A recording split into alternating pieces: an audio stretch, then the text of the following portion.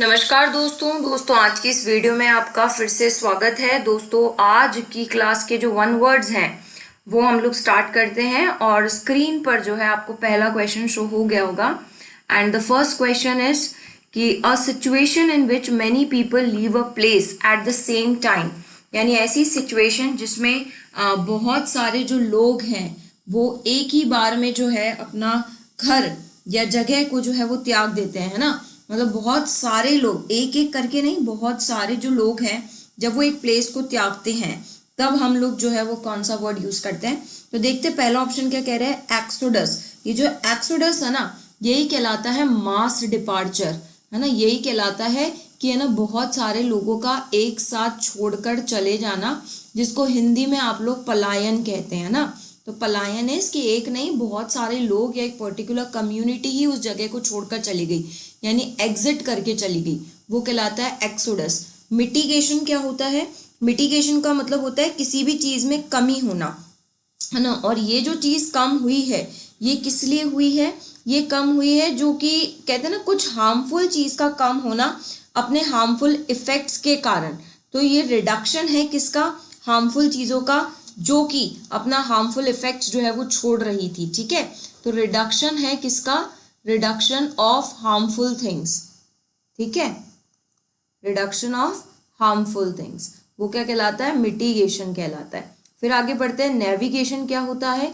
Navigation का मतलब होता है जो कि कहते हैं ना शिप वगैरह को डायरेक्ट करते हैं, है ना। यानी कि जो एयरक्राफ्ट है या जो शिप है उसको जो एक जगह से दूसरी जगह जब हम ले जाते हैं तो उसको जो डायरेक्ट करने की जो क्रिया है वो कहलाती है नेविगेशन। तो ये है directing of, the directing of ship और एयरक्राफ्ट, ठीक है। और ये जो शिप और एयरक्राफ्ट को डायरेक्ट करना है, aircraft from one place to another, यानी कि जब आप शिप या एयरक्राफ्ट को एक जगह से दूसरी जगह पलायन ले जाते हैं, वन प्लेस टू अनदर, तो वो कहलाता है नेविगेशन। तो ये एक जगह से दूसरी जगह जाने के ही वर्ड्स हैं। मिटिगेशन में हार्मफुल इफेक्ट्स के कारण रिडक्शन हो जाना हार्मफुल चीजों का, नेविगेशन में शिप या एयरक्राफ्ट को ले जाना, एक्सीडेंट्स में बहुत सारे लोगों का ही चले जाना। और इमाइग्रेशन क्या होता है, बाहर के लोगों का हमारे देश में आकर के बसना, वो क्या कहलाता है, immigration. My right answer is exodus. Next चलते हैं, an unforeseen happening which create some damage, यानी अनफोर्सीन हैपनिंग है जिसके कारण कुछ डैमेज हो गया है।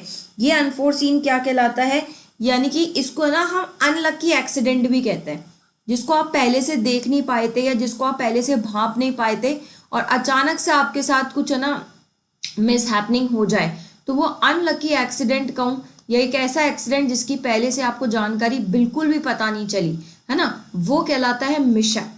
क्या कहलाता है, मिशअप। तो मिशअप का मतलब है ऐसी अनहोनी जिसका पहले से पूर्वाभास आपको नहीं हुआ है, वो जो अनहोनी होती है या वो जो मिस हैपनिंग होती है वो कहलाती है मिशअप। मैजिकल आप जानते हैं, किसी भी चीज का मैजिक हो जाना एक अचानक से, है ना। मिनेस क्या होता है, मिनेस का मतलब होता है ऐसा पर्सन या ऐसी कोई वस्तु जो आपको क्या कर सके, हार्म कर सके, है ना, आपको डेंजर दे सके। यानी कि अ पर्सन और थिंग विच या that can give you damage या दैट कैन हार्म और डैमेज, ठीक है। वो पर्सन और थिंग क्या कहलाता है, मिनेस कहलाता है। एक तरीके से मैं मिनेस को है ना थ्रेट बोल सकती हूँ, ठीक है। तो मिनेस जो हो गया वो थ्रेट का क्या हो गया, सिनोनिम हो गया। और मिस्ट्री तो हम जानते ही हैं, मिस्ट्री यानी अनसॉल्वेबल चीज, गुत्थी जिसको हम कहते हैं, जो कि सुलझती ही नहीं है ना, जिसका पता ही नहीं चल रहा कब क्या क्या हो गया। तो मिशअप क्या है, मतलब एक ऐसी मिस हैपनिंग जिसके बारे में हमें पहले से पूर्वाभास नहीं हुआ था। Soon passing out for a short duration, यानी ऐसी कोई चीज जो जल्दी से ही निकल गई, या मैं ये कहूँ ऐसी कोई चीज जो बहुत छोटी ड्यूरेशन के लिए ही आपके साथ रही, यानी लंबे समय तक ये नहीं साथ निभाई, बहुत थोड़ी सी देर के लिए रही और चली गई। तो ये जो क्षणिक होता है ना, यानी कुछ देर के लिए होता है फिर चला जाता है, इसे हम कहते हैं इवेनेसेंट।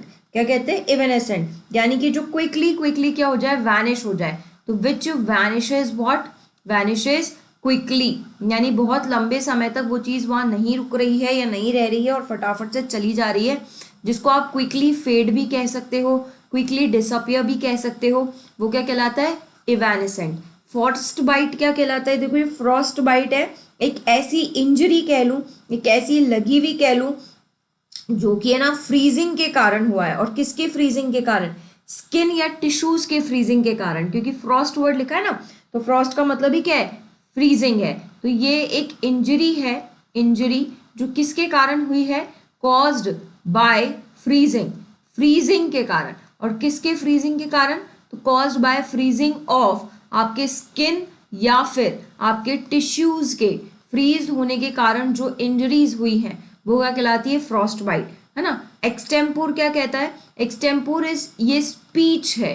कौन सी स्पीच है? ये स्पीच है विदाउट प्रिपरेशन, यानी ऐसी स्पीच जिसमें आपको हाथों हाथ ही टॉपिक दिया जाता है बिना प्रिपरेशन के और आपको उस पर बोलना पड़ता है। तो that is known as what? Extempore. And what is fluke? Fluke एक अनलाइकली चांस है जो कि आपके लिए एक तरीके से मान लो सरप्राइजिंग था, मतलब आपको अचानक से मौका मिल गया करने का और आपने कर लिया, है ना। तो ये एक अनलाइकली चांस है, अचानक से मौका आया है बिना पता किए, बिना मालूम हुए। तो लकीली चांस मिला है, जैसे हम कहते हैं ना लकीली मुझे वहां पे मिलने का चांस मिल गया, या लकीली मुझे ऐसा करने का चांस मिल गया। तो ये लकीली जो आपको चांस मिलता है, अनलाइकली जो चांस मिलता है, उसे हम क्या कहते हैं? फ्लूक। तो हमारा राइट आंसर इज इवेनेसेंट, जिसका मतलब क्या है? जो चीज शॉर्ट ड्यूरेशन के लिए रुके। Someone who freely gives money and help to people who need it, यानी ऐसा व्यक्ति जो कि फ्रीली किसी की भी मदद करता है पैसे दे करके, या फिर हेल्प करता है लोगों की जिनको लोग हेल्प की जरूरत होती है। तो ऐसे व्यक्ति को हम कहते हैं फिलेंथ्रोपिस्ट। फिल का मतलब, फिलेंथ्रोपिस्ट का सीधा सीधा मतलब मैनकाइंड भी होता है, ठीक है।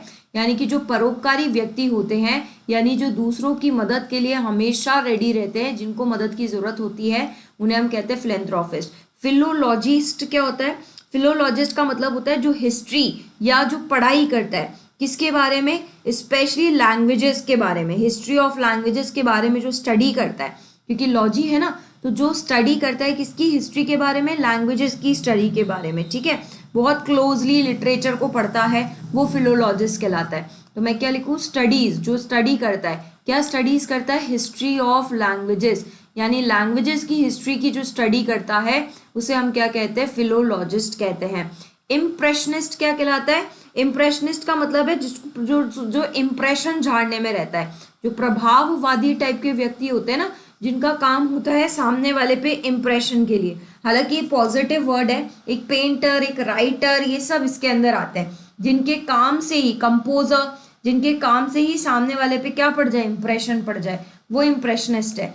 और रिसेप्शनिस्ट हम जानते ही हैं, जब हम कहीं पर भी जाते हैं, जो इंक्वायरी हमें देते हैं या जो हमें हेल्प करते हैं, समझाते हैं, वो क्या कहलाते हैं? रिसेप्शनिस्ट कहलाते हैं। तो हमारा राइट आंसर इज फिलैंथ्रोपिस्ट, यानी कि जो दूसरों की मदद के लिए हमेशा रेडी रहते हैं।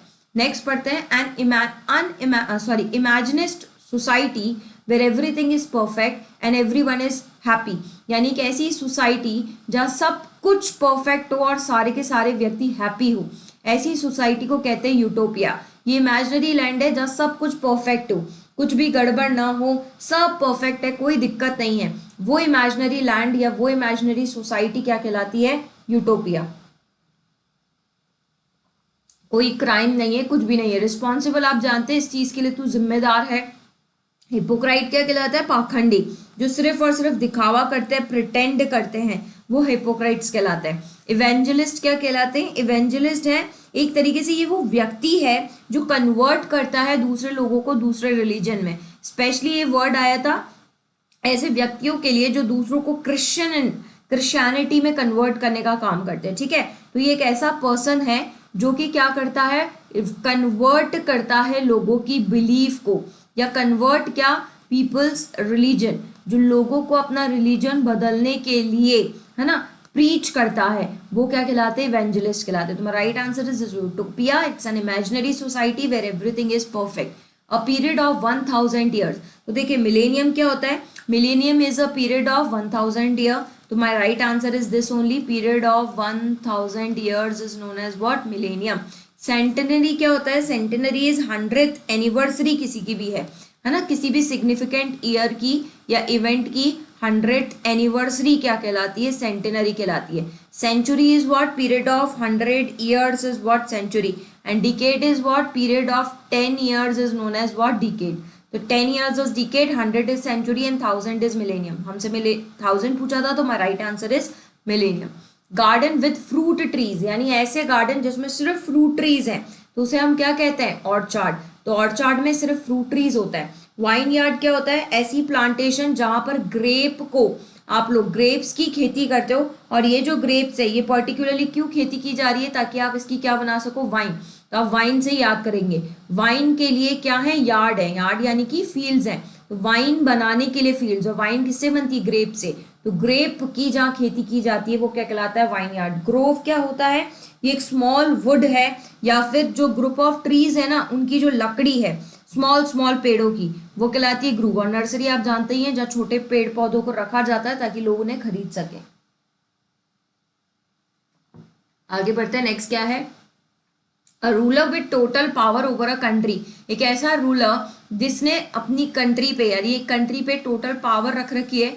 Typically one who has obtain control by force, और इसे किसी ने नियुक्त नहीं किया है रूलर, इसने जबरदस्ती अपने आप को वहां का राजा घोषित किया है, और उसके बाद ये वहां पर क्या कर रहा है, रूल कर रहा है सब कुछ अपने अंतर्गत लेकर।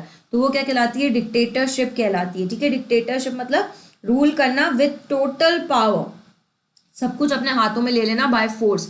डेमोक्रेट क्या होता है, this is known as what, democracy. ये सपोर्टर होते हैं जो डेमोक्रेसी को सपोर्ट करते हैं, वो कहलाते हैं डेमोक्रेट। तो democrats are people who supports what, democracy.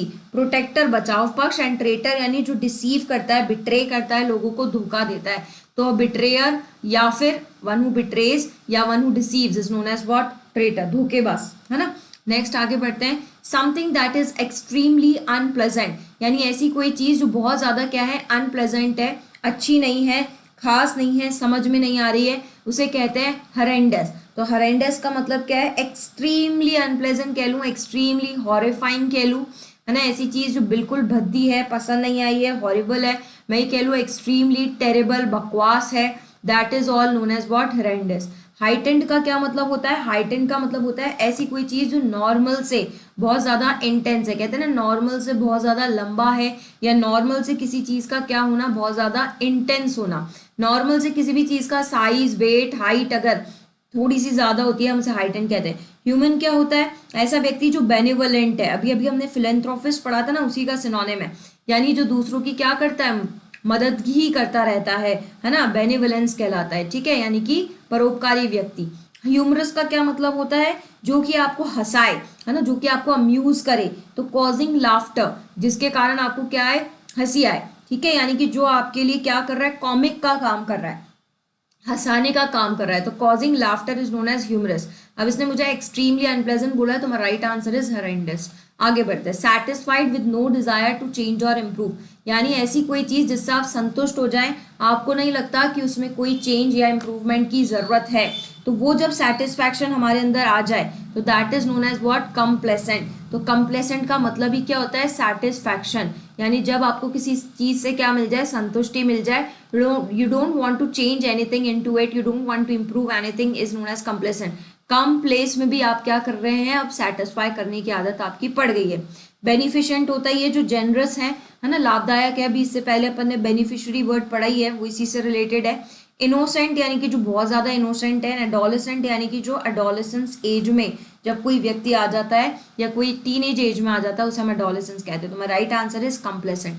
आगे बढ़ते हैं, टू मेक परफेक्ट और कंप्लीट, ऐसी कोई चीज जिसे परफेक्ट बना देना या कंप्लीट बना देना is known as what, perfect. और कंप्लीट को हम कहते हैं कॉम्प्लीमेंट। मैथ्स वाला होता है ना पूरा कोण जिसे हम कहते हैं, जो पूरा करे, है ना, वो कहलाता है कॉम्प्लीमेंट। और PLI वाला कॉम्प्लीमेंट, ये वाला कहलाता है किसी को कॉम्प्लीमेंट देना, तारीफ करना। तो ये तारीफ करने के लिए होता है, और ये वाला कॉम्प्लीमेंट होता है पूरक, जो किसी को क्या करे, पूरा करे।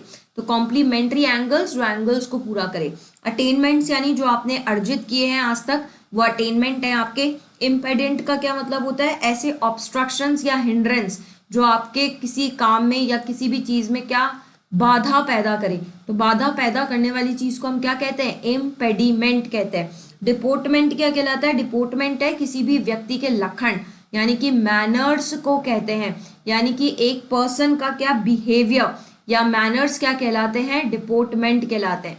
तो मैनर्स और behaviour is known as deportment. ठीक है, तो compliment is my right answer, जो किसी भी चीज को परफेक्ट या कंप्लीट बनाए। A person's weak and disabled by illness, यानी एक ऐसा व्यक्ति जो कमजोर हो गया है, डिसेबल हो गया, क्यों, किसी बीमारी के कारण ये कमजोरी आई है, तो उस व्यक्ति को क्या कहे, देखो बीमारी के कारण हुआ है तो इसे कहते हैं इनवैलिड। ठीक है, वैसे तो इनवैलिड का मतलब आप जानते हैं कि क्या हो गया, अयोग्य घोषित हो गया है, तो वो अयोग्य घोषित क्यों हुआ है, क्योंकि वीक हो गया है। क्यों वीक हुआ है, किसी इलनेस के कारण। एक्टिविस्ट यानी जो बहुत ज्यादा एक्टिव मोड में है वह एक्टिविस्ट कहलाता है, यानी कि व्यक्ति का क्या कहलाता है, एक्टिविज्म कहलाता है। एथलीट आप जानते ही हैं, एथलीट्स में पार्टिसिपेट करने वाला। और पेटिशनर क्या होता है, ये होता है याचक करता, यानी कि जो याचिका फाइल करते हैं ना उनको कहते हैं, जो पेटिशन दायर करते हैं उन्हें पेटिशन कह रहे हैं, यानी कि जो याचिका कहीं पर दायर करते हैं, that are known as what, petitioner. My right answer is invalid, जिसका मतलब क्या है, एक पर्सन का वीक हो जाना due to illness. A part of the city specially the slum area, तो स्लम एरिया का यदि कोई भी पार्ट है, यानी सिटी का वो पार्ट जो कि भद्दा पार्ट है, या मैं कहूँ जो ऐसा पार्ट जो डेवलप्ड नहीं है, under develop part of a city is known as what, है ना। तो जो स्लम एरियाज होते हैं ना उनको हम कहते हैं घीटो। क्या कहते हैं, घीटो। किसी चीज को गटको, तो गटको से याद रख लेना घीटो। ठीक है, यानी कि हमें वो पार्ट भी क्या करना पड़ता है, गटकना ही पड़ता है। किसको पसंद है स्लम एरियाज, लेकिन वो क्या है, पार्ट है तो उसे गटकना पड़ता है। मेट्रोपोलिस सिटीज आप जानते ही हैं, किसी भी सिटी का चीफ पार्ट, तो एक तरीके से गेटो का क्या हो गया, ये एंटोनिम हो गया। मेट्रोपोलिस यानी developed part of a region या कंट्री या सिटी, वो मेट्रोपोलिस है। And under developed is ghetto. Suburb क्या कहलाता है, सबर्ब एक तरीके से वो रेजिडेंशियल एरिया है किसी भी सिटी का जो आउटस्कर्ट है, यानी कि सिटी से थोड़ा सा बाहर हटके है, वो सबर्ब है। और कॉलोनी क्या है, सिटी का पार्ट है, जो किसी मतलब कहते हैं ना नेशनैलिटी का पार्ट है, जब बहुत सारे टाइप के लोग एक साथ रहते हैं वो कॉलोनी कहलाता है। ठीक है, तो ghetto is under develop part, metropolis is develop part, suburb is जो सिटी से थोड़ा दूर जाकर रहे, एंड कॉलोनी इज जहाँ बहुत सारे लोग मिलकर के एक टाइप के लोग एक जगह रहते हैं। A remedy for all diseases, रामबाण इलाज जिसको हम कहें, यानी बहुत सारी बीमारियों का एक ही इलाज हो, है ना, यानी बहुत सारी बीमारियों को ये ठीक करे, तो दैट रामबाण इलाज, जैसे कुछ भी हो पैरासिटामोल ले लो, है ना, तो दैट इज रामबाण इलाज is known as what, that रामबाण इलाज इज नोन एज पनेशिया। ठीक है, टैबलेट जो हम दवाइयाँ लेते हैं वो होती है सिरप, लिक्विड है। नेक्टर क्या होता है, एक तरीके से नेक्टर एक स्वीट है जो प्लांट्स के द्वारा प्रोड्यूस होती है ना, तो वो जो शहद मधुमक्खी लेके जाती है, तो वो जो स्वीटनेस है ना प्लांट्स की या फ्लावर्स की, जो पॉलिनेशन के द्वारा लेके जाती है मधुमक्खियां, वो कहलाती है नेक्टर। तो नेक्टर है स्वीटनेस ऑफ प्लांट्स या स्वीटनेस ऑफ फ्लावर्स, तो स्वीटनेस ऑफ प्लांट्स या flowers is known as what, nectar. इसी को चूसते हैं ना, वो जो मधुमक्खी होती है वो यही रस चूसती है और फिर छत्ते से हनी बनाती है। तो panacea is remedy for all diseases. Something that is express in a confusing way, यानी ऐसी कोई चीज जो आप एक्सप्रेस तो कर रहे हो, मुझे बता तो रहे हो, लेकिन मैं कंफ्यूज ही हो रही हूँ, क्लियर कट नहीं है, मुझे समझ में नहीं आ रहा आप क्या कहना चाह रहे हो, तो दैट इज इनकोहेरेंट। तो इनकोहेरेंट क्या है, कि ऐसी कोई चीज जो मेरे लिए डिफिकल्ट हो रही है समझना, तो something which is difficult to understand. Gullible क्या है, गुलिबल का मतलब है जो बहुत भोला भाला है, जिसको आप आसानी से ट्रिक कर सकते हो, पागल बना सकते हो, तो दैट भोला भाला इज गुलिबल। इनऑडिबल सुनाई ना दे। इसेंट्रिक का मतलब होता है अनकन्वेंशनल, यानी ऐसी कोई चीज जो क्या है स्लाइटली स्ट्रेंज है ना, मतलब ऐसी कोई चीज जो कि मेरे को थोड़ी सी स्ट्रेंज लग रही है, अजीब लग रही है, वो कहलाती है eccentric. My right answer is incoherent, मतलब you are expressing to me something but I am confuse, I am little bit confuse for that. Covered with a material और substance in order to stop heat sound etcetera, यानी आपने किसी चीज को cover कर दिया है और वो जिससे कवर किया है वो मटेरियल या सब्सटेंस है, ताकि जिस चीज को आपने कवर किया है उसमें हीट ना जा सके, उसमें साउंड ना जा सके, मतलब कोई चीज एंटर नहीं हो सके, ठीक है, या कोई चीज एस्केप नहीं हो सके, ना उससे बाहर निकल सके ना एंटर हो सके। तो ये जो अपन कवर्ड करते हैं, इस कवरेंस को बोलते हैं इंसुलेट करना, है ना। देखा होगा आपने, जो जितने भी इंसुलेटर्स होते हैं उनसे हीट वगैरह पास नहीं होती है, और जिनसे हीट वगैरह पास होती है वो क्या कहलाते हैं, कंडक्टर्स। तो वही है इंसुलेट कर दिया, यानी आपने उस चीज को बंद कर दिया है, ढक दिया है, ताकि कुछ भी चीज पास आउट ना हो सके। हाइड्रेटेड यानी जो कि एब्जॉर्ब इनफ वाटर जिसने एब्जॉर्ब कर रखा है, तो कहते हैं ना अपनी बॉडी को हाइड्रेटेड रखना चाहिए, यानी आप इसे टाइम टू टाइम पानी देते रहे, पानी एब्जॉर्ब करता रहे। एसिमिलेट क्या होता है, एसिमिलेट का मतलब होता है, कहते हैं ना किसी भी चीज को एब्जॉर्ब करना, इकट्ठा करना, तो एब्जॉर्ब या इकट्ठा करना is known as assimilated. Absorb लिख देते हैं यहाँ पे। और कैलिब्रेटेड क्या होता है मैम? कैलिब्रेटेड का मतलब होता है जो स्केल्स होती है ना रीडिंग्स के लिए, कहीं पर भी जैसे आप रिक्टर स्केल पढ़ते हो या ऐसी स्केल्स जिस पर रीडिंग्स होती हैं, तो रीडिंग्स है ना, जिसके मतलब एक स्केल है, scale with readings on it या with readings marked on it, तो ये ऐसी स्केल जिसके ऊपर रीडिंग्स होती हैं वो स्केल क्या कहलाता है? कैलिब्रेटेड कहलाता है। तुम्हारा right answer is insulated. Cover कर देना ताकि उससे हीट या साउंड पास आउट नहीं हो सके। Close fitting cover for a sword of knife, एक ऐसा कवर जिसमें आप तलवार या चाकू रख सकते हो। उस तलवार को या चाकू रखने की जगह को या उस कवर को क्या कहते हैं? शेद, जिसको हिंदी में हम कहते हैं मयान, है ना, यानी कि तलवार रखें जिसके अंदर, वो क्या कहलाती है? मयान कहलाती है। गार्ड यानी किसी को गार्ड करना। स्क्रीन आप जानते ही हैं, शील्ड भी आप जानते हैं। शील्ड क्या है? एक तरीके से एक ब्रॉड पीस है ना, जो कि कहते हैं ना जब लड़ाई वगैरह के लिए बचने के लिए जो आगे कवर अप करते थे वो भी शील्ड होती है, तो प्रोटेक्टिंग है, एक तरीके से प्रोटेक्टर है जो आगे आप कवर कर लेते हो, तो covering which protects you is known as shield. तो शेद क्या है? मयान जिसके अंदर तलवार या चाकू रखा जाता है। A vertical passage way into a mine, यानी एक माइन के अंदर जाने का वर्टिकल पैसेज, सकड़ा सकड़ा जो रास्ता होता है वो क्या कहलाता है? तो माइन में जाने का वो रास्ता कहलाता है शाफ्ट। देखो कनाल तो नहर होती है जिसमें से पानी पास आउट होता है। लॉबी क्या है? लॉबी एक कॉरिडोर है ना, जिसमें आप वेटिंग रूम कह सकते हो। एसएल क्या होता है? ये गलियारा है, ये पैसेज वे है ना, जो कि सीटिंग एरियाज होते हैं ना कहीं पर बैठने के लिए, वो एसएल कहलाते हैं। तो शाफ्ट है वर्टिकल पैसेज जो कि किसी माइंस में से, सुरंग में से गुजरते हैं। Small room where dishes are washed, यानी ऐसी जगह जहां पर आप अपने बर्तन धोते हो, तो वो बर्तन धोने की जो स्मॉल रूम या प्लेस है उसे हम कहते हैं स्क्लरी। तो ये बेसिकली स्क्लरी क्या, एक तरीके से छोटा सा किचन है या रूम है जो किसी घर के पीछे बैक एरिया में होता है, जहाँ पे आप अपने बर्तन वगैरह या हाउस होल्ड वर्क जो है डर्टीनेस को रिमूव करने के लिए कर सकते हो। लार्डर क्या है? ये भी एक रूम है, कबर्ड है जहाँ खाना स्टोर करते हैं। पिछली वीडियोस में ये मैंने कराया है, तो या तो रूम है या कबर्ड है। और ये रूम और कबर्ड क्यों है भैया? ये रूम और कबर्ड इसलिए है फॉर स्टोरिंग फूड, यानी जिसमें आप खाना क्या कर सकते हो? स्टोर करके रख सकते हो। तो खाना स्टोर करने के लिए जो कबर्ड या रूम होते हैं उसे हम कहते हैं लार्डर। पेंट्री क्या है? पेंट्री भी अगेन रूम है या कबर्ड है, लेकिन ये छोटा है। काई के लिए है? ये स्मॉल रूम है। और ये स्मॉल रूम या कबर्ड काई के लिए है? ये स्मॉल रूम और कबर्ड इसलिए है जिसके अंदर अगेन आप स्टोर कर सकते हो। फॉर स्टोरिंग, क्या स्टोर कर सकते हैं? इसके अंदर आप खाना भी स्टोर कर सकते हैं और इसके अंदर आप अपनी कटलरी भी रख सकते हैं, यानी अपने बर्तन वगैरह भी रख सकते हैं, क्रॉकरी भी रख सकते हैं। तो बर्तन या खाना रखने की प्लेस को पेंट्री भी कहते हैं। लार्डर में सिर्फ खाने की स्टोरेज होती है, पेंट्री में बर्तन वगैरह भी रख सकते हैं। एंटे रूम क्या होता है? ये भी स्मॉल आउटर रूम होता है, जो कहते हैं ना एक बड़े से रूम के बाहर एक छोटू सा रूम है जो आप, जिसमें आप बैठ करके वेट कर सकते हो। तो जैसे अगर कभी आप हॉस्पिटल या क्लिनिक गए होंगे तो जो डॉक्टर का रूम है वो बड़ा होता है, लेकिन उसके बाहर एक छोटू सा रूम होता है जहाँ हमें वेट कराया जाता है। तो लार्जर रूम के बाहर जो वेटिंग रूम है, that waiting room is known as what? Ante room, यानी एंटर होने से पहले जो रूम आता है, तो जो जगह जहाँ बर्तन माजे जाते हैं that is known as what? Scullery. आगे बढ़ते हैं। पर्सन या थिंग, यानी एक ऐसा व्यक्ति या एक ऐसी वस्तु जो कि सेंटर ऑफ अटेंशन हो या सेंटर ऑफ अट्रैक्शन हो, यानी कि सब लोग इसी को ही देखने में लगे हैं, इससे सबकी निगाहें ही नहीं हट रही है, वो पर्सन या थिंग जो सेंटर ऑफ अट्रैक्शन होता है, उस व्यक्ति के लिए हम क्या बोले? तो दैट पर्सन जिसके ऊपर सेंटर ऑफ अट्रैक्शन है, that person is known as what? Cynosure. तो साइनेश्योर का मतलब होता है something which is grabbing your attention. तो centre of attraction is known as what? Cynosure. Organiser कौन होते हैं? ऑर्गेनाइजर यानी कि जो कि काम को होस्ट कर रहे हैं, करने वाले हैं। पॉलिटिशियन, लीडर हम जानते ही हैं। तुम्हारा राइट आंसर है साइनेश्योर, जिसका मतलब क्या है? सेंटर ऑफ अट्रैक्शन, ग्रैब करने वाला व्यक्ति, सबकी निगाहें इसी के ऊपर आकर के टिक गई है। तो ये आज की क्लास के कुछ वन वर्ड्स थे जो हमने प्रैक्टिस किए हैं या मैं कहूँ याद किए हैं। नेक्स्ट वीडियोस में हम फिर मिलते रहेंगे, तब तक के लिए आप ये जो वन वर्ड्स हैं इन्हें रिविजन पर रखें, रिवाइज अप करते रहें। चलिए नेक्स्ट वीडियो में फिर मिलते हैं फ्रेंड्स, तब तक के लिए जय हिंद, जय भारत, राधे राधे।